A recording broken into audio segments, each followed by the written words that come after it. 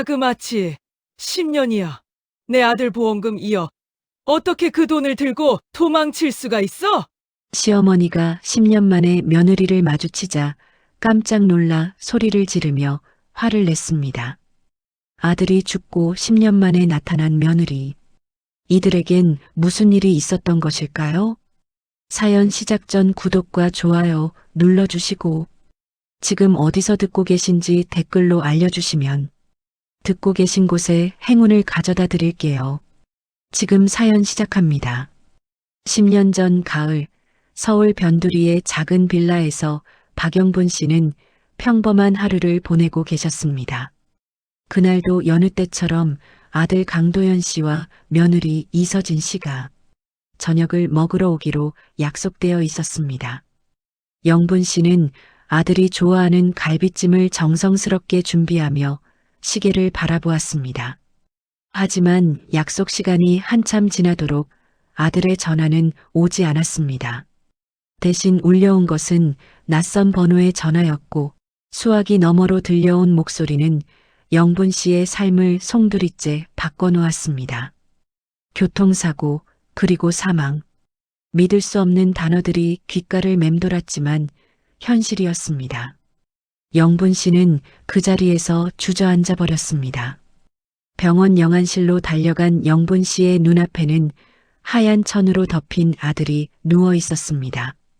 45년을 함께 살아온 외아들, 평생을 키우고 보살폈던 그 아들이 차갑게 식어 있었습니다. 영분 씨는 아들의 얼굴을 쓰다듬으며 목 놓아 울었습니다. 옆에서 며느리 서진 씨도 남편의 손을 붙잡고 오열하고 있었습니다. 두 사람은 말없이 슬픔을 나누었습니다. 그때만 해도 영분 씨는 며느리를 원망하지 않았습니다. 오히려 젊은 나이에 남편을 잃은 며느리가 안쓰럽기만 했습니다. 장례식장으로 향하는 차 안에서 영분 씨는 며느리의 손을 꼭 잡아주었습니다. 서진아, 우리 둘이라도 힘내자. 도연이가 하늘에서 지켜보고 있을 거야.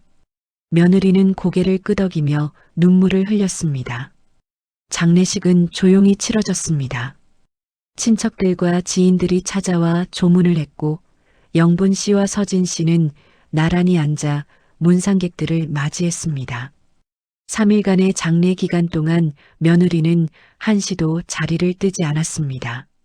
조문객들에게 절을 하고 음식을 나르고 시어머니 곁을 지켰습니다.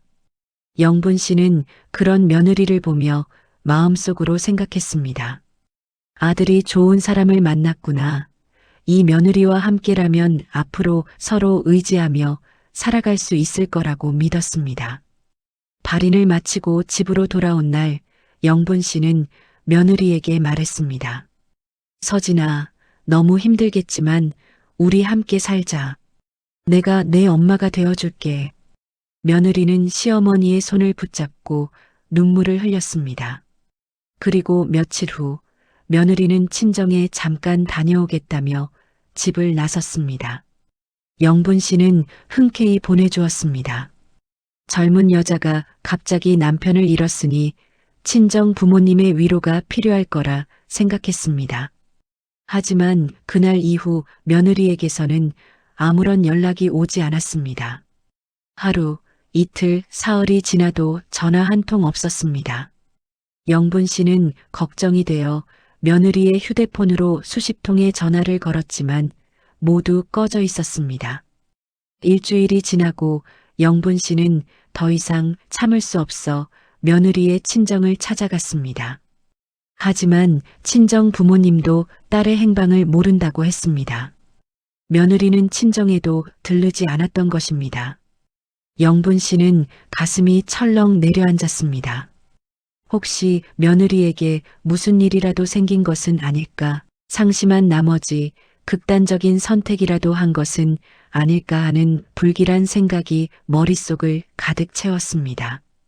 영분 씨는 경찰서에 실종 신고를 했습니다. 경찰은 수사에 착수했지만 며느리의 행적을 찾아내지 못했습니다.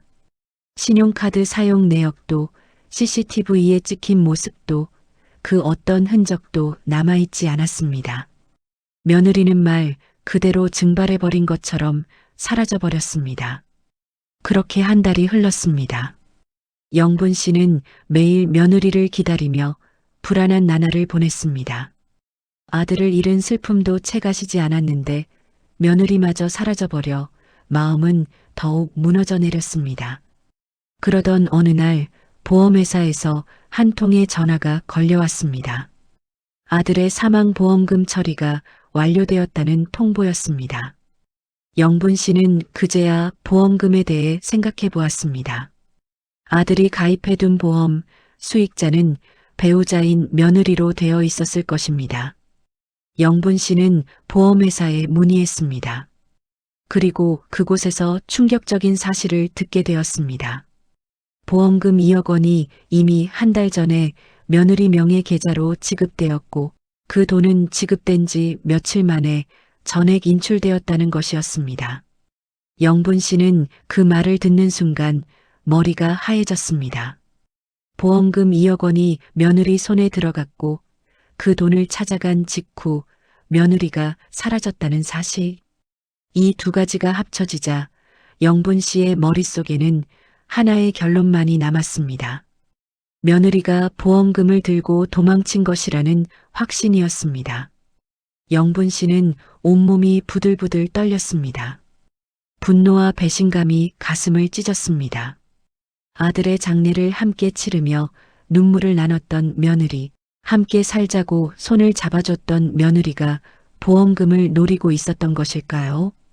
영분 씨는 그 생각만으로도 숨이 막혀왔습니다. 영분 씨는 즉시 은행으로 달려갔습니다. 며느리의 계좌 거래 내역을 확인해 보았습니다. 보험금 2억 원이 입금된 지 사흘 후 그 돈은 전액 현금으로 인출되어 있었습니다. 그 이후로는 어떤 금융 거래도 이루어지지 않았습니다. 며느리는 현금을 들고 완전히 자취를 감춘 것이었습니다. 영분 씨는 다시 경찰서를 찾아갔습니다. 이번에는 실종 신고가 아니라 사기 혐의로 고소장을 제출하고 싶었습니다. 하지만 경찰은 난색을 표했습니다. 보험금은 정당한 수익자에게 지급된 것이고 며느리가 그 돈을 어떻게 사용하든 법적으로 문제가 되지 않는다는 것이었습니다. 영분 씨는 허탈했습니다. 법적으로는 아무 문제가 없다는 말이 더욱 가슴을 아프게 했습니다. 집으로 돌아온 영분 씨는 아들의 영정 앞에 주저앉았습니다. 액자 속 아들은 환하게 웃고 있었습니다. 영분 씨는 아들의 얼굴을 바라보며 눈물을 쏟아냈습니다. 도연아, 엄마가 미안하다. 내 아내를 잘못 봤어. 엄마가 그 여자를 믿었던 게 잘못이었어. 영분 씨의 눈물은 슬픔에서 분노로 바뀌어 갔습니다. 며느리에 대한 원망이 치솟아 올랐습니다. 아들의 장례를 치르자마자 보험금을 챙겨 도망친 며느리, 시어머니와 친정 부모에게조차 아무런 연락도 하지 않고 사라진 며느리를 생각하니 분노가 끓어올랐습니다. 영분 씨는 며느리가 처음부터 계획적으로 접근한 것은 아닐까 하는 의심까지 들었습니다. 아들과 결혼한 것도 착한 며느리, 행세를 했던 것도 모두 보험금을 노리기 위한 것이었다는 생각이 머릿속을 지배했습니다. 영분 씨는 친척들에게 이 사실을 알렸습니다. 친척들도 모두 분노했습니다. 장례식 때 그렇게 슬퍼하던 며느리가 보험금을 들고 도망쳤다니 믿을 수 없다는 반응이었습니다. 누군가는 며느리가 다른 남자와 눈이 맞아 도망친 것이라는 소문을 퍼뜨렸고 또 누군가는 며느리가 원래 빚이 많아서 보험금으로 갚고 해외로 도피한 것이라는 이야기를 만들어냈습니다. 영분 씨는 그 모든 소문을 믿고 싶었습니다. 며느리가 나쁜 사람이었다는 증거가 필요했습니다. 그래야 자신이 느끼는 배신감과 분노가 정당화될 수 있었기 때문입니다. 이웃들도 영분 씨의 이야기를 듣고 혀를 찼습니다. 아이고, 그 착해 보이던 며느리가 그런 사람이었어요? 사람 겉모습만 보고는 알 수 없네요. 아드님 보험금이 얼마였다고요? 2억이요? 세상에 그 돈 때문에 시어머니도 버리고 도망을 가다니. 영분 씨는 이웃들의 말을 들을 때마다 가슴이 찢어지는 것 같았습니다. 아들을 잃은 슬픔도 컸지만 믿었던 며느리에게 배신당했다는 사실이 더 큰 상처로 다가왔습니다. 영분 씨는 매일 밤 잠을 이루지 못했습니다. 눈을 감으면 며느리의 얼굴이 떠올랐고 그 얼굴은 점점 악마처럼 일그러져 보였습니다. 며느리가 어딘가에서 호화롭게 살고 있을 거라는 상상이 영분 씨를 괴롭혔습니다. 2억이라는 거금을 들고 어디론가 사라진 며느리, 그 돈으로 새로운 삶을 시작했을 며느리를 생각하면 분노가 치밀어 올랐습니다. 시간이 지나면서 영분 씨의 건강도 나빠졌습니다. 아들을 잃은 충격과 며느리에 대한 분노로 식사도 제대로 하지 못했습니다. 밤마다 악몽에 시달렸고 낮에는 멍하니 아들의 영정만 바라보며 시간을 보냈습니다. 친구들이 찾아와 위로를 했지만 영분 씨의 마음은 닫혀 있었습니다. 누가 뭐라 해도 며느리에 대한 원망만이 가슴속에 자리 잡고 있었습니다. 영분 씨는 며느리를 용서할 수 없었습니다. 아니, 용서하고 싶지 않았습니다. 며느리를 미워하는 것이 아들에 대한 사랑을 지키는 유일한 방법처럼 느껴졌습니다. 며칠이 지나고 영분 씨는 며느리의 친정을 다시 찾아갔습니다. 이번에는 며느리의 부모에게 따져 물으려는 마음이었습니다. 하지만 며느리의 부모도 딸의 행방을 전혀 모르고 있었습니다. 오히려 그들도 딸이 연락 없이 사라져 걱정하고 있었습니다. 며느리의 어머니는 영분 씨에게 눈물을 흘리며 말했습니다. 서진이가 정말 그랬을까요? 우리 딸은 그런 아이가 아닌데 분명 무슨 이유가 있을 거예요. 하지만 영분 씨는 그 말을 믿을 수 없었습니다. 보험금이 인출된 시점과 며느리가 사라진 시점이 너무나 명확하게 일치했습니다. 이것이 우연일 수는 없었습니다. 영분 씨는 며느리의 어머니에게 차갑게 말했습니다. 무슨 이유가 있겠어요? 돈 때문이죠. 당신 딸이 우리 아들 죽자마자 보험금 2억을 챙겨서 도망간 거예요. 이게 사실이에요. 며느리의 어머니는 고개를 떨구며 울기만 했습니다. 영분 씨는 그 모습을 보며 더욱 화가 치밀었습니다.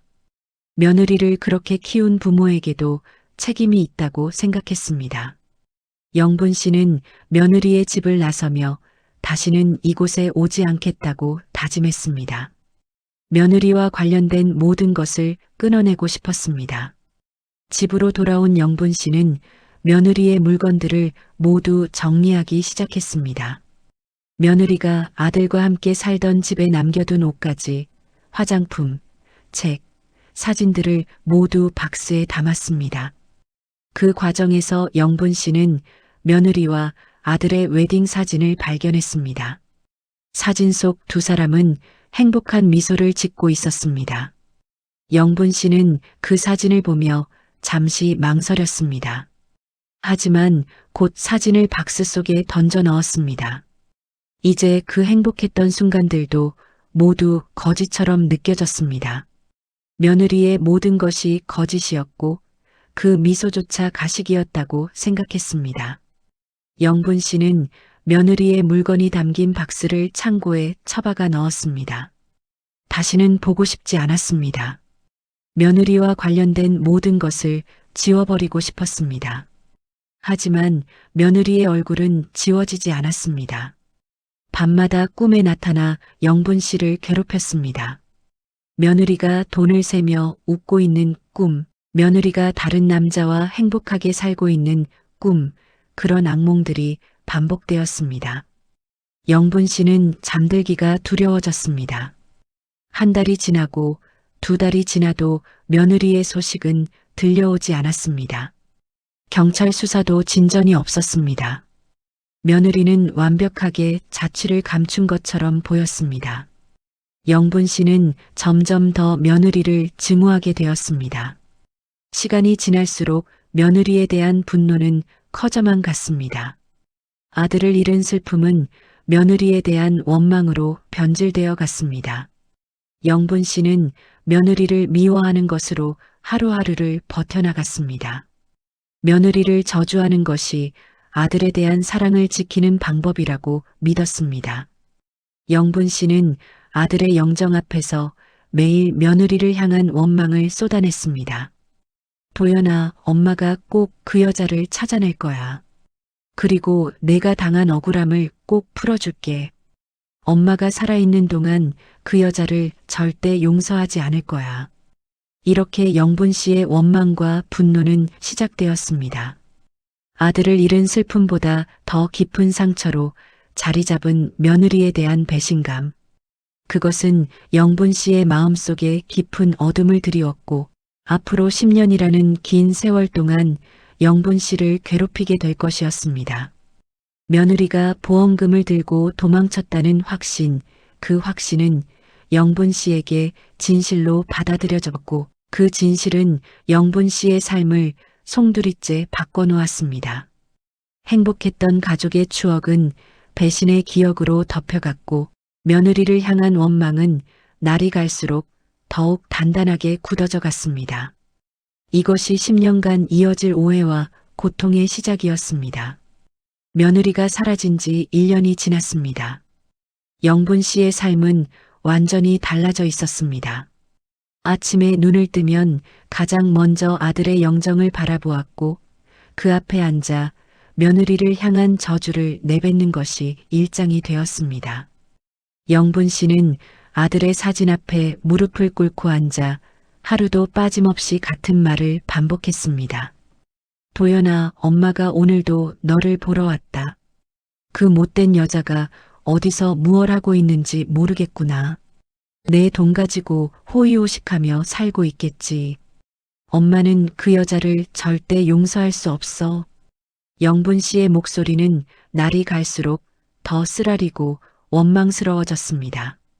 아들의 영정 앞에서 보내는 시간은 점점 길어졌고 때로는 몇 시간씩 그 자리에 앉아 있기도 했습니다. 영분 씨는 아들에게 말을 거는 것이 유일한 위안이었습니다.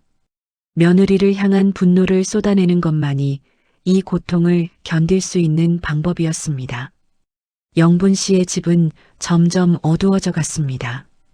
커튼을 치고 불을 끄고 아들의 영정만이 촛불에 비춰지는 공간에서 영분 씨는 하루하루를 보냈습니다.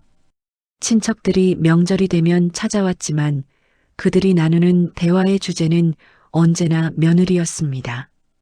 영분 씨는 친척들에게 며느리의 이야기를 반복해서 했습니다. 며느리가 얼마나 배은망덕한 사람인지, 어떻게 보험금을 챙겨 도망쳤는지, 그 이야기를 할 때마다 영분 씨의 목소리는 떨렸습니다. 친척들은 고개를 끄덕이며 영분 씨의 말에 동조했습니다. 형님, 그 며느리 정말 나쁜 사람이었네요. 어떻게 시어머니를 두고 그렇게 도망을 갈 수가 있어요? 2억이면 큰 돈이죠. 그 돈 때문에 양심도 버린 거예요. 요즘 세상에 그런 사람들 많아요. 친척들의 말은 영분 씨에게 위안이 되었습니다. 자신의 생각이 틀리지 않았다는 확신을 주었기 때문입니다. 영분 씨는 친척들에게 더욱 자세히 며느리의 이야기를 들려주었습니다. 며느리가 아들과 결혼하기 전부터 어땠는지, 결혼 후에는 어떤 모습을 보였는지, 그리고 아들이 죽은 후 어떻게 변했는지를 낱낱이 설명했습니다. 하지만 시간이 지나면서 영분 씨의 기억은 점점 왜곡되어 갔습니다. 며느리가 했던 좋은 일들은 모두 지워지고 나쁜 면만 부각되기 시작했습니다. 명절이 지나고 친척들이 돌아간 후 영분 씨는 더욱 외로움을 느꼈습니다. 집안은 다시 고요해졌고 영분 씨는 아들의 영정 앞에서 홀로 시간을 보냈습니다.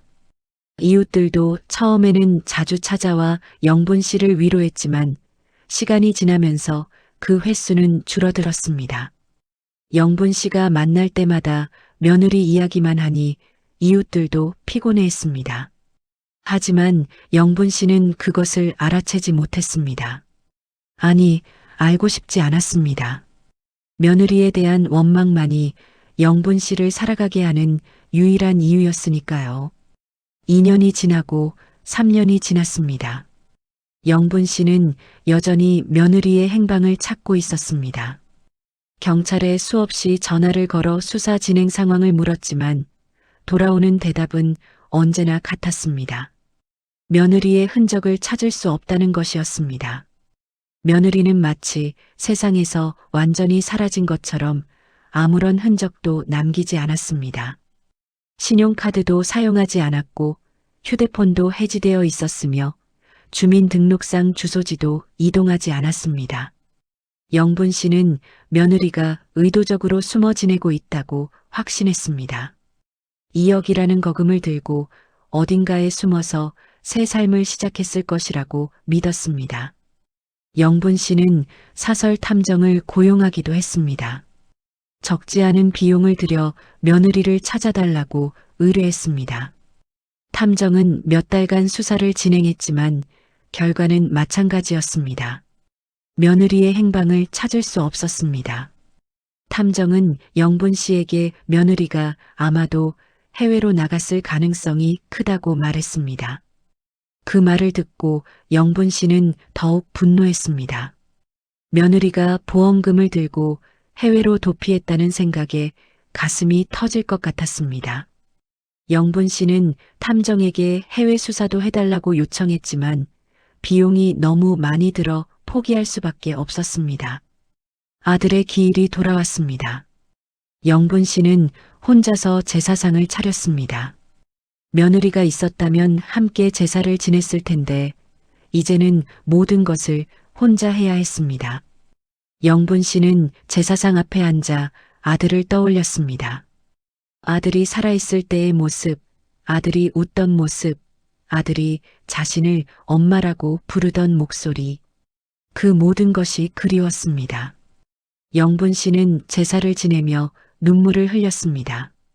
그리고 제사가 끝난 후 영분 씨는 아들의 영정을 바라보며 다시 며느리를 저주했습니다.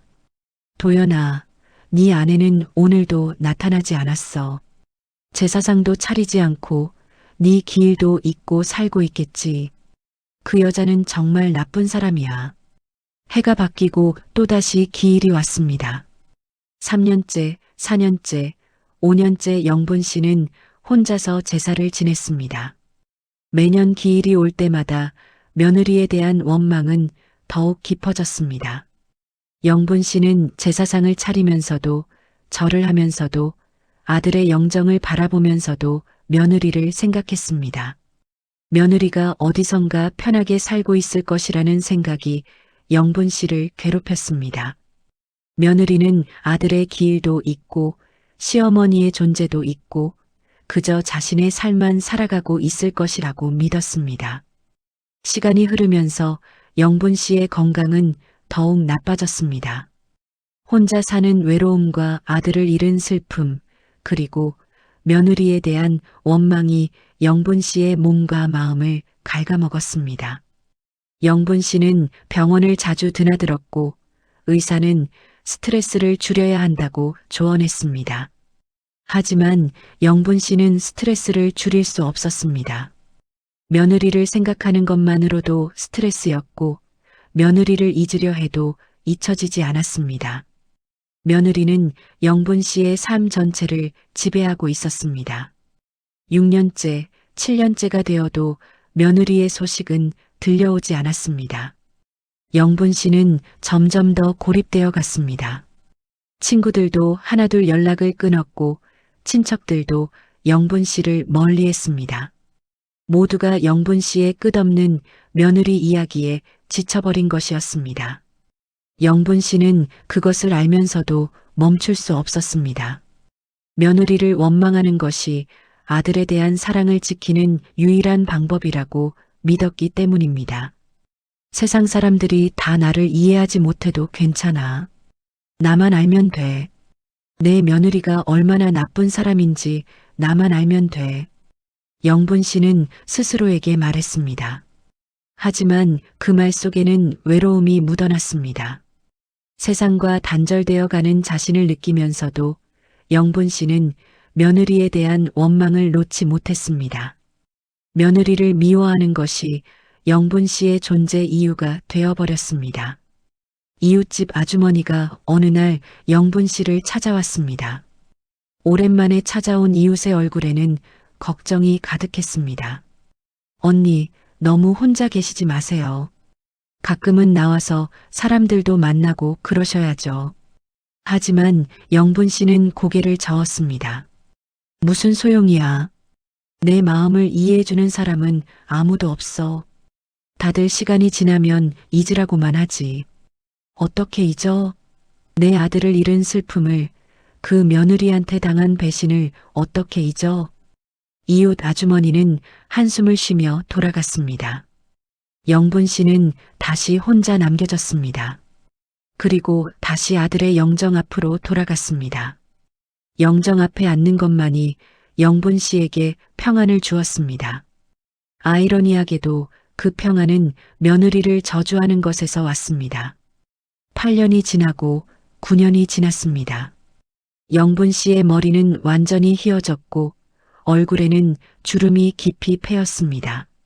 10년 전만 해도 건강했던 영분 씨는 이제 지팡이 없이는 걷기 힘들 정도가 되었습니다. 그럼에도 영분 씨는 매일 아들의 영정 앞에 앉았습니다. 그리고 며느리를 향한 저주를 멈추지 않았습니다. 10년이라는 세월 동안 며느리를 향한 원망은 조금도 줄어들지 않았습니다. 오히려 시간이 지날수록 더 단단하게 굳어졌습니다. 영분 씨는 가끔 꿈을 꾸었습니다. 며느리를 만나는 꿈이었습니다. 꿈속에서 영분 씨는 며느리를 향해 소리쳤습니다. 왜 도망쳤냐고, 왜 보험금을 가지고 갔냐고, 왜 시어머니를 버렸냐고. 하지만 꿈속의 며느리는 아무 말도 하지 않았습니다. 그저 멀리서 영분 씨를 바라볼 뿐이었습니다. 영분 씨는 꿈에서 깨어나면 더욱 화가 났습니다. 며느리가 꿈에서조차 자신을 무시하는 것 같아서였습니다. 친척들이 가끔 전화를 걸어왔습니다. 안부를 묻고 건강은 괜찮은지 물었습니다. 하지만 대화는 언제나 며느리 이야기로 흘러갔습니다. 영분 씨는 며느리 이야기만 나오면 목소리가 커졌고 감정이 격해졌습니다. 친척들은 영분 씨를 진정시키려 했지만 쉽지 않았습니다. 영분 씨에게 며느리는 용서할 수 없는 존재였고 그 분노는 시간이 지나도 사그라들지 않았습니다. 형님, 이제 그만 잊으시는 게 어때요? 10년이나 지났잖아요.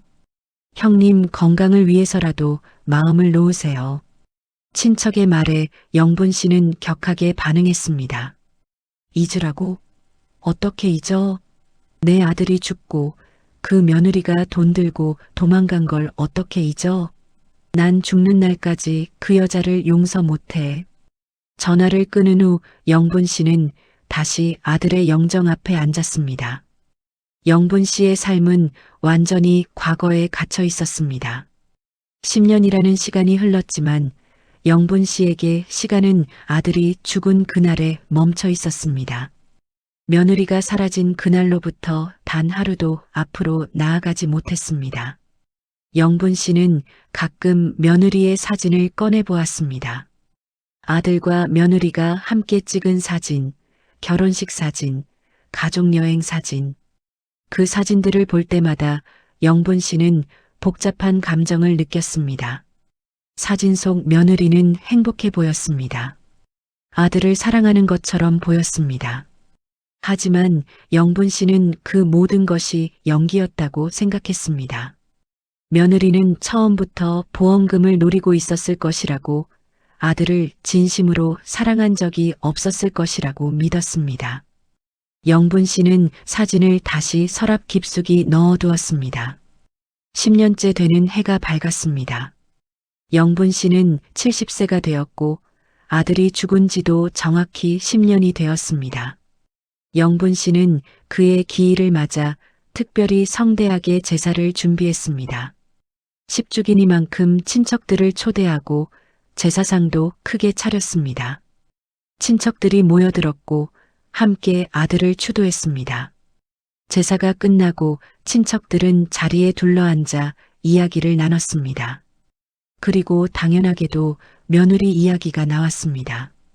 10년이나 지났는데 아직도 소식이 없네요. 대체 어디로 간 걸까요? 해외로 나갔겠죠. 2억이면 해외에서도 몇 년은 호화롭게 살 수 있어요. 영분 씨는 친척들의 말을 들으며 다시 한번 며느리를 향한 분노를 느꼈습니다. 10년이 지났지만 며느리에 대한 원망은 전혀 줄어들지 않았습니다. 오히려 10년이라는 세월이 그 원망을 더욱 견고하게 만들었습니다. 영분 씨는 며느리를 평생 용서하지 않을 것이라고 다짐했습니다. 내가 죽는 날까지 그 여자를 찾아낼 거야. 그리고 내 아들 앞에서 무릎 꿇고 사죄하게 만들 거야. 영분 씨의 말에 친척들은 아무 말도 하지 못했습니다. 영분 씨의 집념이 두려웠고 그 원망이 너무 깊어서 어떤 위로의 말도 소용없다는 것을 알았기 때문입니다. 친척들은 조용히 자리를 떴고 영분 씨는 다시 혼자 남겨졌습니다. 그날 밤 영분 씨는 아들의 영정 앞에 앉아 오랫동안 울었습니다. 10년이라는 세월이 너무 길게 느껴졌습니다. 아들 없이 보낸 10년, 며느리를 원망하며 보낸 10년. 그 세월이 영분 씨를 늙게 만들었고 병들게 만들었습니다. 하지만 영분 씨는 며느리를 향한 원망을 놓을 수 없었습니다. 그것만이 영분 씨가 살아갈 수 있는 이유였으니까요. 도연아, 엄마는 아직도 너무 힘들어. 내가 없는 세상이 너무 외로워. 그리고 네 아내가 한 짓이 너무 원망스러워. 엄마를 용서해. 엄마는 그 여자를 절대 용서할 수 없어. 영분 씨의 목소리는 어둠 속으로 흩어졌습니다. 아들의 영정은 촛불에 비춰져 희미하게 빛났고 영분 씨는 그 앞에서 밤을 지새웠습니다. 10년간 쌓인 원망과 분노, 그것은 영분 씨의 삶 전체를 집어삼키고 있었습니다. 그리고 영분 씨는 그 원망 속에서 하루하루를 버티며 살아가고 있었습니다. 며느리를 찾겠다는 집념만이 영분 씨를 살아있게 하는 유일한 이유였습니다. 이렇게 10년이라는 긴 세월이 흘렀지만 영분 씨의 마음속 상처는 전혀 아물지 않았습니다. 오히려 더 깊어지고 더 아파지고 더 견고해졌습니다. 10년이 지난 어느 가을날 영분 씨는 평소처럼 시장에 장을 보러 나갔습니다. 혼자 사는 집이라 살 것도 많지 않았지만 집에만 있으면 답답해서 가끔 시장을 나가곤 했습니다. 시장 입구를 지나는데 앞에서 노인 한 분이 갑자기 쓰러지는 모습이 보였습니다. 주변 사람들이 놀라 소리를 질렀고 영분 씨도 급히 그쪽으로 달려갔습니다. 쓰러진 노인은 의식을 잃은 상태였고 얼굴이 창백했습니다. 영분 씨는 주변 사람들에게 119를 불러달라고 외쳤습니다. 구급차가 도착할 때까지 영분 씨는 노인의 손을 잡고 있었습니다. 아들을 잃은 후 누군가를 돕는 것이 유일하게 마음의 위안을 주었기 때문입니다. 구급차가 도착하고 노인은 병원으로 실려갔습니다. 영분 씨는 함께 구급차에 올라탔습니다. 노인의 보호자가 올 때까지 곁에 있어주고 싶었습니다. 병원 응급실에 도착하자 의료진이 노인을 응급 처치했고 다행히 노인은 의식을 되찾았습니다. 노인의 가족들이 도착했고 영분 씨에게 감사 인사를 전했습니다. 영분 씨는 괜찮다며 손을 흔들었습니다. 이제 집으로 돌아가려고 병원 복도를 걷고 있을 때였습니다.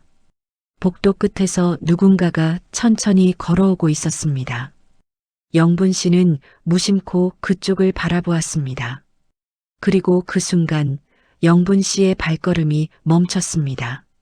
심장이 쿵 하고 내려앉는 것 같았습니다. 복도 끝에서 걸어오는 여자, 초라한 회색 머플러를 두르고 앙상하게 마른 볼에 지팡이를 찝고 있는 그 여자. 영분 씨는 그 얼굴을 알아보았습니다. 10년 만에 보는 얼굴이었지만 절대 잊을 수 없는 얼굴이었습니다. 며느리 서진이었습니다. 영분 씨의 온몸이 순간 굳어버렸습니다. 10년간 찾아 헤맸던 며느리가 바로 눈앞에 있었습니다. 영분 씨의 가슴 속에서 분노가 끓어올랐습니다. 10년간 쌓아온 원망이 한순간에 폭발했습니다. 영분 씨는 며느리를 향해 성큼성큼 걸어갔습니다. 며느리도 영분 씨를 발견했고 놀란 표정으로 멈춰 섰습니다. 두 사람은 병원 복도 한가운데서 마주 보았습니다. 10년이라는 시간이 흘렀지만 그 순간만큼은 시간이 멈춘 것 같았습니다. 영분 씨는 떨리는 목소리로 며느리를 향해 소리쳤습니다. 너 서진이 맞지? 네가 여기 왜 있어? 도망간 거 맞지? 우리 아들 죽자마자 보험금 들고 도망간 거 맞잖아. 영분 씨의 목소리는 복도에 울려 퍼졌습니다. 주변 사람들이 놀라 쳐다보았지만 영분 씨는 신경 쓰지 않았습니다. 며느리는 창백한 얼굴로 영분 씨를 바라보았습니다. 입술이 파르르 떨렸지만 아무 말도 하지 못했습니다. 영분 씨는 며느리에게 한 걸음 더 다가갔습니다. 10년이야. 10년 동안 어디서 뭐하고 산 거야? 2억이나 되는 돈 들고 호의호식하면서 잘 살았어? 시어머니 생각은 한 번이라도 했어? 영분 씨의 눈에서는 눈물이 흘러내렸습니다. 분노와 슬픔이 뒤섞인 눈물이었습니다. 며느리는 고개를 숙인 채 말없이 눈물만 흘렸습니다. 그때 한 남자가 급히 다가왔습니다. 흰 가운을 입은 의사였습니다. 의사는 영분 씨와 며느리 사이에 서서 조심스럽게 말했습니다. 어르신, 진정하세요. 여기는 병원입니다. 환자분께 큰 소리를 내시면 안 됩니다. 영분 씨는 의사를 향해 소리쳤습니다. 환자요? 이 사람이 환자라고요? 이 사람이 누군지 아세요? 이 사람은 내 며느리예요. 10년 전에 내 아들이 죽자마자 보험금 들고 도망간 며느리라고요. 의사는 잠시 당황한 표정을 지었습니다. 그리고 며느리를 바라보았습니다. 며느리는 여전히 고개를 숙인 채 아무 말도 하지 못했습니다. 의사는 깊은 한숨을 쉬더니 영분 씨를 향해 조용히 말했습니다. 어르신, 이분에 대해 아시는 게 있으신가요? 이분은 악성 림프종 3기 환자입니다. 지금 항암 치료를 받고 계시고요. 영분 씨는 그 말을 듣는 순간 머리가 멍해졌습니다. 악성 림프종 3기, 항암 치료? 무슨 말인지 이해가 되지 않았습니다. 의사는 계속해서 말했습니다. 그리고 이분은 이 병원 소아암 후원재단의 이사장이십니다. 7년 전부터 이곳에서 암 환자들을 위해 봉사하고 계세요. 영분 씨는 그 말을 듣고 비틀거렸습니다. 소아암 후원재단 이사장? 7년 전부터 봉사?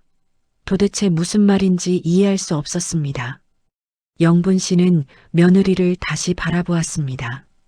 며느리는 여전히 고개를 숙이고 있었고 야윈 어깨가 떨리고 있었습니다. 영분 씨는 떨리는 목소리로 물었습니다. 그게 무슨 소리예요? 이 사람이 암 환자라고요? 그리고 재단 이사장이라고요? 의사는 고개를 끄덕였습니다. 그리고 영분 씨를 조용한 곳으로 안내했습니다. 며느리도 천천히 따라왔습니다. 상담실에 앉은 영분 씨는 온몸이 떨렸습니다. 의사는 책상 위에 놓인 파일을 꺼내 영분 씨에게 보여주었습니다. 그 안에는 며느리의 병력이 상세히 기록되어 있었습니다. 10년 전 아들이 사망한 직후 며느리도 건강검진을 받았고 그때 악성 림프종 진단을 받았다는 내용이었습니다. 며느리는 그 사실을 아무에게도 말하지 않고 혼자 치료를 받기 시작했습니다. 영분 씨는 파일을 보며 숨이 막혔습니다. 며느리가 암 환자였다니, 10년간 투병 중이었다니 믿을 수 없었습니다. 의사는 계속해서 설명했습니다. 이분은 7년 전에 이 병원에 소아암 후원재단을 설립하셨습니다. 재단 설립 자금은 개인 자금이었다고 들었습니다. 그 돈으로 암 환자들의 치료비를 지원하고 가족들의 숙소를 마련하고 심리 상담 프로그램을 운영하고 있습니다. 영분 씨는 그 말을 듣고 며느리를 바라보았습니다. 며느리는 여전히 고개를 숙이고 있었습니다. 영분 씨는 떨리는 목소리로 물었습니다. 그 돈이 혹시 보험금이었나요? 의사는 잠시 망설이더니 며느리를 바라보았습니다. 며느리가 천천히 고개를 끄덕였습니다. 영분 씨는 그 순간 가슴이 무너지는 것을 느꼈습니다. 보험금 2억 원, 며느리가 도망칠 때 들고 간 그 돈은 재단 설립에 사용된 것이었습니다. 영분 씨는 온몸에 힘이 빠져나가는 것을 느꼈습니다. 10년간 믿었던 모든 것이 무너지는 순간이었습니다. 며느리가 천천히 입을 열었습니다. 목소리는 가늘고 떨렸지만 또렷했습니다. 어머니, 죄송해요. 아무 말 없이 떠나서 죄송해요. 하지만 저는 도연 오빠의 마지막 말을 지키고 싶었어요. 영분 씨는 며느리를 바라보았습니다. 며느리는 눈물을 흘리며 계속 말했습니다. 도연 오빠가 사고 나기 며칠 전에 그랬어요. 우리가 여유가 생기면 아픈 아이들을 돕고 싶다고, 누군가에게 희망이 되고 싶다고, 그게 오빠의 꿈이었어요. 영분 씨는 아들의 그 말을 기억했습니다. 아들은 평소에도 봉사활동을 좋아했고 어려운 사람들을 돕는 것에 관심이 많았습니다. 며느리는 눈물을 닦으며 말을 이었습니다. 오빠가 떠나고 저도 암 진단을 받았어요. 그때 생각했어요. 제가 살 수 있는 시간이 얼마 남지 않았다면 오빠의 꿈을 이루고 싶다고. 보험금을 받았을 때 그 돈으로 오빠의 이름으로 재단을 만들고 싶었어요. 영분 씨는 며느리의 말을 듣는 순간 눈앞이 캄캄해졌습니다. 며느리는 보험금을 들고 도망간 것이 아니었습니다. 남편의 유언을 지키기 위해, 남편의 꿈을 이루기 위해 재단을 설립한 것이었습니다. 그리고 자신의 투병까지 숨긴 채 7년간 암 환자들을 돌보고 있었던 것입니다. 왜 말을 안 했어? 왜 나한테 아무 말도 안 하고 떠난 거야? 영분 씨의 목소리는 떨렸습니다. 며느리는 고개를 숙이며 대답했습니다. 어머니한테 걱정 끼치고 싶지 않았어요. 어머니는 이미 아들을 잃은 슬픔으로 힘들어 하시는데 제 병까지 알게 되면 더 힘드실 것 같았어요. 그리고 재단 일에 집중하고 싶었어요. 오빠의 이름으로 뭔가를 남기고 싶었어요. 영분 씨는 며느리의 말을 듣고 주저앉고 말았습니다. 10년간 며느리를 오해했습니다. 10년간 며느리를 원망하고 저주했습니다. 하지만 며느리는 남편의 사랑을 지키기 위해, 남편의 꿈을 이루기 위해 모든 것을 바치고 있었습니다. 자신의 병까지 숨긴 채 시어머니의 오해를 감수하면서까지 묵묵히 자신의 길을 걸어온 것입니다. 의사가 다시 입을 열었습니다. 이분은 지금까지 300명이 넘는 암 환자들을 도왔습니다. 치료비 지원, 가족 숙소 제공, 심리 상담, 교육 지원까지. 이분이 아니었다면 많은 아이들이 치료를 포기했을 겁니다. 영분 씨는 의사의 말을 듣고 더욱 가슴이 아팠습니다. 며느리는 10년간 혼자서 암과 싸우면서도 다른 사람들을 돕고 있었습니다. 보험금을 자신을 위해 쓰지 않고 아픈 아이들을 위해 모두 사용한 것입니다. 영분 씨는 자신이 얼마나 잘못 생각하고 있었는지 깨달았습니다. 며느리를 배은망덕한 도둑이라고 생각했던 자신이 너무나 부끄러웠습니다. 영분 씨는 며느리를 향해 손을 뻗었습니다. 하지만 손이 떨려서 제대로 닿지 못했습니다. 며느리는 영분 씨의 손을 잡았습니다. 두 사람의 손은 차갑고 떨렸습니다. 영분 씨는 며느리의 손을 잡고 눈물을 쏟았습니다. 10년간 쌓아온 오해가 한순간에 무너졌습니다. 10년간 품어온 원망이 부끄러움으로 바뀌었습니다. 서진아, 미안해. 어머니가 너무 잘못했어. 너를 오해하고 너를 미워하고 어머니가 정말 잘못했어. 영분 씨는 며느리의 손을 붙잡고 울었습니다. 며느리도 눈물을 흘리며 영분 씨의 손을 꼭 잡았습니다. 두 사람은 말없이 서로의 손을 잡고 있었습니다. 10년이라는 긴 세월 동안 쌓였던 오해가 풀리는 순간이었습니다. 하지만 그 오해를 푸는 데는 너무나 큰 대가가 따랐습니다. 며느리는 홀로 암과 싸워야 했고 영분 씨는 원망 속에서 10년을 보내야 했습니다. 의사가 조용히 자리를 떠났고 상담실에는 두 사람만 남았습니다. 영분 씨는 며느리를 바라보았습니다. 10년 전보다 훨씬 야위고 늙어 보이는 며느리의 모습에 가슴이 찢어졌습니다. 며느리도 자신을 바라보고 있었습니다. 그 눈빛에는 원망이 없었습니다. 오히려 미안함과 사랑만이 담겨 있었습니다. 어머니, 저는 한 번도 어머니를 원망한 적이 없어요. 제가 말씀드리지 않았으니 어머니가 오해하신 게 당연해요. 그리고 저는 도연 오빠가 하늘에서 저를 지켜보고 있다고 믿었어요. 그래서 견딜 수 있었어요. 며느리의 말에 영분 씨는 더욱 눈물을 쏟았습니다. 이렇게 착한 며느리를, 이렇게 고귀한 영혼을 10년간 오해하고 저주했던 자신이 너무 미워졌습니다. 영분 씨는 며느리를 끌어안았습니다. 며느리의 몸은 너무나 가볍고 약했습니다. 영분 씨는 며느리를 안고 소리내어 울었습니다. 10년간 잃어버렸던 며느리를, 10년간 오해했던 며느리를 이제야 제대로 만난 것 같았습니다. 그리고 그 만남은 너무나 슬프고 아팠습니다. 상담실을 나온 영분 씨는 며느리의 손을 잡고 복도를 천천히 걸었습니다. 며느리는 지팡이를 짚고 있었지만 영분 씨가 팔을 잡아주었습니다.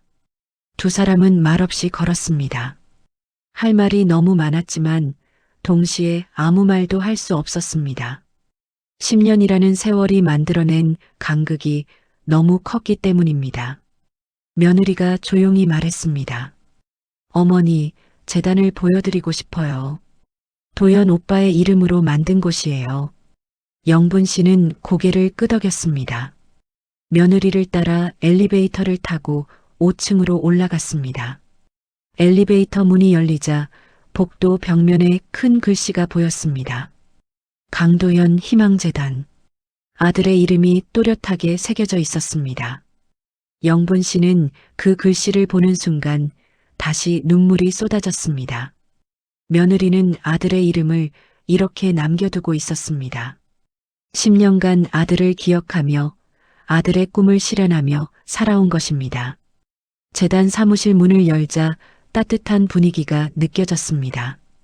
벽면에는 아이들의 그림이 가득 붙어 있었고 작은 소파와 책상이 놓여 있었습니다. 며느리는 영분 씨를 안내하며 하나하나 설명했습니다. 이곳에서 암환아 가족들을 상담하고 치료비 지원을 결정하고 아이들의 교육 프로그램을 운영한다고 했습니다. 영분 씨는 사무실을 둘러보며 며느리가 얼마나 많은 일을 해왔는지 실감했습니다. 책상 위에는 두툼한 서류 더미가 쌓여 있었고 벽면에는 재단이 도운 아이들의 사진이 빼곡하게 붙어 있었습니다. 며느리가 사진 한 장을 가리켰습니다. 이 아이는 지우예요. 3년 전에 백혈병 진단을 받았는데 집안 형편이 어려워서 치료를 포기하려고 했어요. 재단에서 치료비를 지원했고 지금은 완치돼서 학교에 다니고 있어요. 영분 씨는 사진 속 아이의 환한 미소를 바라보았습니다. 며느리는 다른 사진들도 하나씩 가리키며 설명했습니다. 각각의 아이들에게는 각각의 이야기가 있었고 며느리는 그 모든 이야기를 기억하고 있었습니다. 영분 씨는 며느리가 얼마나 많은 사랑을 이 아이들에게 쏟았는지 느낄 수 있었습니다. 며느리는 보험금 2억 원을 단 한 푼도 자신을 위해 쓰지 않았습니다. 모두 아픈 아이들을 위해 남편의 꿈을 이루기 위해 사용한 것입니다. 그때 재단문이 열리며 아이들이 우르르 들어왔습니다. 항암 치료를 받는 아이들이었습니다. 머리카락이 없는 아이, 마스크를 쓴 아이, 휠체어를 탄 아이들이었습니다. 하지만 아이들의 얼굴에는 밝은 미소가 가득했습니다. 아이들은 며느리를 보자 반가워하며 달려왔습니다. 이사장님, 오늘 미술 시간 재밌었어요. 이사장님, 저 오늘 주사 안 울었어요. 아이들은 며느리를 둘러싸고 저마다 이야기를 쏟아냈습니다. 며느리는 아이들 하나하나를 쓰다듬으며 따뜻한 미소를 지었습니다. 영분 씨는 그 모습을 보며 가슴이 뭉클해졌습니다. 며느리는 이 아이들에게 어머니 같은 존재였습니다. 아픈 아이들에게 희망을 주고 사랑을 주고 용기를 주는 사람이었습니다. 며느리가 아이들에게 영분 씨를 소개했습니다. 애들아, 이분은 우리 재단을 만든 강도연 씨의 어머니세요. 인사드려. 아이들은 영분 씨에게 고개를 숙여 인사했습니다. 영분 씨는 아이들을 바라보며 눈물을 참을 수 없었습니다. 이 아이들이 살아갈 수 있는 것은 며느리 덕분이었고 며느리가 이 일을 할 수 있었던 것은 아들의 보험금 덕분이었습니다. 아들의 죽음이 이렇게 많은 아이들에게 희망이 되고 있었습니다. 영분 씨는 그제야 며느리가 한 일의 의미를 깨달았습니다. 아이들이 돌아간 후 영분 씨는 며느리와 마주 앉았습니다. 영분 씨의 눈에서는 끊임없이 눈물이 흘러내렸습니다. 영분 씨는 며느리의 손을 잡고 떨리는 목소리로 말했습니다. 서진아, 어머니가 정말 미안하다. 10년 동안 너를 오해하고 미워하고 저주했어. 내가 이렇게 힘들게 살고 있는데, 내가 이렇게 아픈데 어머니는 아무것도 몰랐어. 어머니를 용서해 줄 수 있겠니? 며느리는 고개를 저으며 말했습니다. 어머니, 용서할 게 뭐가 있어요. 제가 말씀을 안 드렸으니 당연히 오해하실 수밖에 없었어요. 오히려 제가 죄송해요. 어머니께 걱정만 끼쳐드렸네요. 영분 씨는 며느리의 말을 듣고 더욱 울음을 터뜨렸습니다. 이렇게 착한 며느리를 10년간 원망했다는 사실이 너무나 부끄러웠습니다. 영분 씨는 갑자기 며느리 앞에 무릎을 꿇었습니다. 며느리는 놀라 영분 씨를 일으키려 했지만 영분 씨는 고개를 숙인 채 말했습니다. 서진아, 어머니가 무릎 꿇고 사죄할게. 어머니가 너무 잘못했어. 내가 아들을 얼마나 사랑했는지, 아들의 꿈을 지키기 위해 얼마나 힘들게 살았는지 어머니는 전혀 몰랐어. 정말 미안하다. 영분 씨는 바닥에 이마를 대고 울었습니다. 10년간 쌓인 죄책감이 한순간에 쏟아져 나왔습니다. 며느리는 영분 씨를 일으키려 했지만 영분 씨는 움직이지 않았습니다. 며느리도 결국 무릎을 꿇고 영분 씨를 끌어안았습니다. 두 사람은 바닥에 무릎을 꿇은 채 서로를 껴안고 울었습니다. 10년간의 오해와 원망이 눈물과 함께 흘러내렸습니다. 얼마나 시간이 흘렀을까요? 두 사람은 눈물이 마를 때까지 울었습니다. 그리고 서로를 부축하며 일어났습니다. 며느리가 물티슈로 영분 씨의 눈물을 닦아주었습니다. 영분 씨도 며느리의 눈물을 닦아주었습니다. 두 사람은 서로를 바라보며 조용히 미소 지었습니다. 그 미소에는 용서와 화해가 담겨 있었습니다. 며느리가 조용히 말했습니다. 어머니, 저 이제 얼마 못 살 것 같아요. 의사 선생님이 6개월 정도라고 하셨어요. 영분 씨는 그 말을 듣는 순간 온몸이 굳어졌습니다. 6개월? 며느리에게 남은 시간이 6개월밖에 안 된다니 믿을 수 없었습니다. 영분 씨는 며느리의 손을 꼭 잡았습니다. 안 돼. 그럴 리가 없어. 치료를 받으면 나아질 수 있어. 어머니가 옆에서 돌봐줄게. 하지만 며느리는 고개를 저었습니다. 어머니, 전 이미 충분히 행복했어요. 도연 오빠의 꿈을 이뤘고 많은 아이들을 도울 수 있었어요. 이제는 오빠 곁으로 가도 후회가 없어요. 영분 씨는 며느리를 끌어안았습니다. 이제야 제대로 만난 며느리를 보내야 한다는 사실이 너무나 슬펐습니다. 10년을 오해로 보냈고 이제 고작 6개월밖에 남지 않았습니다. 영분 씨는 며느리를 안고 소리내어 울었습니다. 미안해, 서진아. 어머니가 10년을 낭비했어. 내 옆에 있어줘야 했는데 너를 미워하며 살았어. 어머니가 정말 바보 같은 사람이야. 며느리는 영분 씨의 등을 토닥이며 말했습니다. 어머니, 괜찮아요. 이렇게 다시 만났잖아요. 이제라도 어머니를 볼 수 있어서 행복해요. 두 사람은 오랫동안 서로를 안고 있었습니다. 시간이 멈춘 것처럼 느껴졌습니다. 그 순간만큼은 10년의 세월도 6개월이라는 시한도 중요하지 않았습니다. 그저 서로의 온기를 느끼는 것만으로도 충분했습니다. 그날 이후 영분 씨는 매일 병원에 찾아갔습니다. 며느리 곁에 있어주고 재단 일을 도왔습니다. 영분 씨는 아이들에게 음식을 만들어주고 아이들의 이야기를 들어주었습니다. 며느리와 함께 아이들을 돌보며 영분 씨는 삶의 의미를 다시 찾았습니다.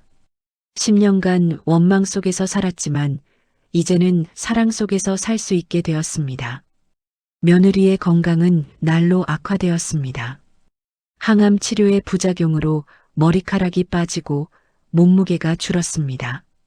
하지만 며느리는 끝까지 아이들 곁을 떠나지 않았습니다.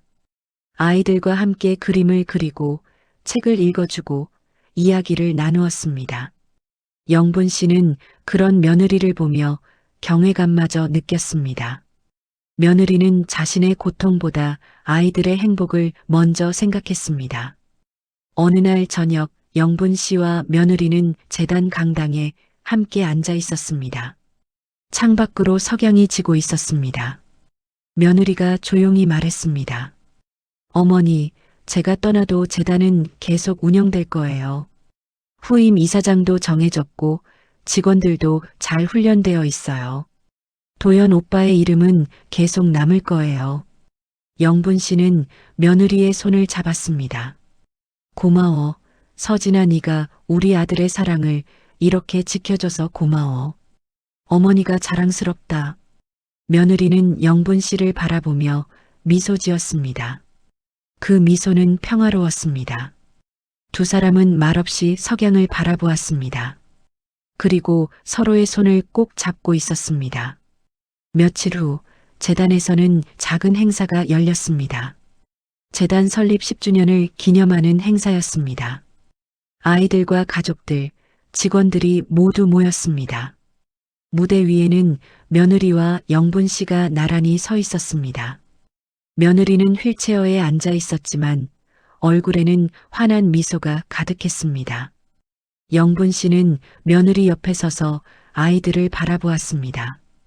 행사가 시작되고 아이들이 노래를 불렀습니다. 며느리를 위한 노래였습니다. 아이들의 맑은 목소리가 강당을 가득 채웠습니다. 영분 씨는 그 노래를 듣고 눈물을 흘렸습니다. 며느리도 눈물을 흘리며 아이들을 바라보았습니다. 노래가 끝나고 아이들이 며느리에게 꽃다발을 건넸습니다. 며느리는 꽃다발을 받고 아이들을 하나하나 안아주었습니다. 그리고 영분 씨가 마이크를 잡았습니다. 영분 씨는 떨리는 목소리로 말했습니다. 여러분, 저는 강도연의 어머니입니다. 오늘 이 자리에서 여러분께 소개하고 싶은 사람이 있습니다. 바로 제 며느리 이서진입니다. 영분 씨는 며느리를 바라보았습니다. 그리고 계속해서 말했습니다. 제 며느리는 세상에서 가장 고운 사람입니다. 제 아들을 진심으로 사랑했고 아들이 떠난 후에도 그 사랑을 지켰습니다. 저는 10년 동안 며느리를 오해했습니다. 하지만 이제 알았습니다. 제 며느리가 얼마나 위대한 사람인지, 얼마나 사랑이 깊은 사람인지 알게 되었습니다.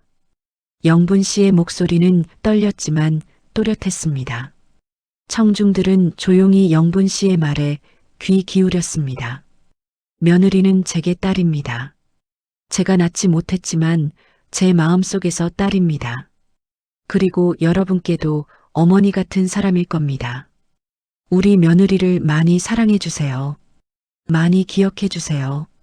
영분 씨는 더 이상 말을 잇지 못하고 울음을 터뜨렸습니다.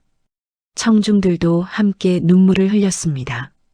며느리는 휠체어에서 일어나 영분 씨를 껴안았습니다. 두 사람은 무대 위에서 서로를 끌어안고 울었습니다. 그 모습을 본 모든 사람들이 함께 울었습니다. 강당은 눈물바다가 되었지만 동시에 사랑으로 가득 찼습니다. 행사가 끝나고 영분 씨와 며느리는 재단 정원을 함께 걸었습니다. 며느리는 휠체어에 앉았고 영분 씨가 휠체어를 밀었습니다. 정원에는 가을 꽃들이 만발해 있었습니다. 며느리가 조용히 말했습니다. 어머니, 행복해요. 어머니와 함께 있으니까 행복해요. 영분 씨는 며느리의 어깨에 손을 올리며 말했습니다. 나도 행복하다, 서진아. 내가 있어서 행복하다. 두 사람은 정원을 천천히 걸었습니다. 낙엽이 하늘하늘 떨어지고 바람이 부드럽게 불었습니다. 영분 씨는 며느리와 함께하는 이 순간이 영원히 계속되기를 바랐습니다. 하지만 시간은 흘러가고 있었습니다. 며느리에게 남은 시간은 점점 줄어들고 있었습니다.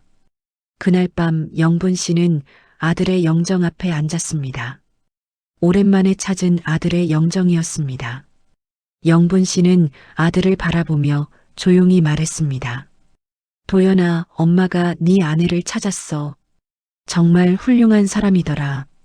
네가 그 사람을 사랑한 이유를 이제 알 것 같아. 네 아내는 네 꿈을 지켰어.